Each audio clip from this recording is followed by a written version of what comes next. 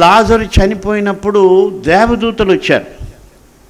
ఎందుకు వచ్చారు దేవదూతలు? ఆయన స్టేటస్ ఏంటి? భూమి పైన అడుక్కు తినేటువంటి వ్యక్తి, అంటే ఆహారం లేనటువంటి వ్యక్తి, త్రోసివేయబడినటువంటి వ్యక్తి, చాలా దైన్యమైనటువంటి స్థితి, ఎవరు కూడా లెక్క చేసేటువంటి స్థితి లేదు ఆయనకు.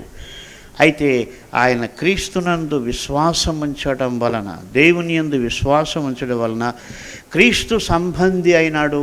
కాబట్టి దేవదూతలు వచ్చి ఆయన్ని రిసీవ్ చేసుకోవాల్సి వచ్చింది. కాబట్టి ఆ ప్రివిలేజ్ అన్నటువంటిది క్రీస్తు యేసు సంబంధులకు దేవుడిచ్చాడు.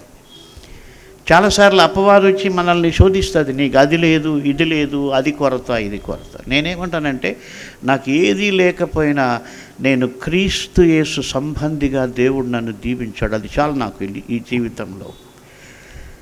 చాలాసార్లు అపవాది వచ్చి నీకు ఆ కష్టం తీరలేదు, ఇది తీరలేదు, డిప్రెషన్లోకి తీసుకెళ్తాడు. నేనేమంటానంటే, క్రీస్తు అన్నటువంటి మంచి ముత్యము నాకు దొరికాడు.